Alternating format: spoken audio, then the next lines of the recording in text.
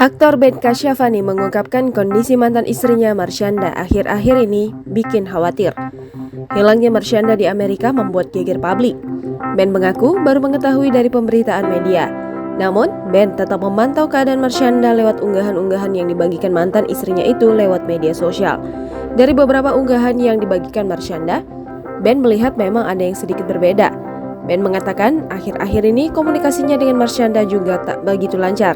Posisinya sekarang sebagai mantan suami, Ben hanya bisa berkomunikasi dengan adik Marshanda.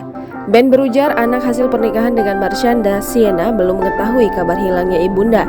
Ia berharap tidak terjadi hal yang buruk dengan Marshanda yang dikabarkan hilang di Amerika Serikat.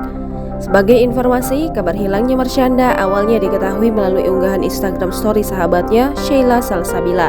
Dalam Instagram story, Sheila menulis tengah mencari keberadaan Marshanda. Sheila membenarkan saat dikonfirmasi langsung soal kabar tersebut. Jangan lupa subscribe, share, komen, dan like ya!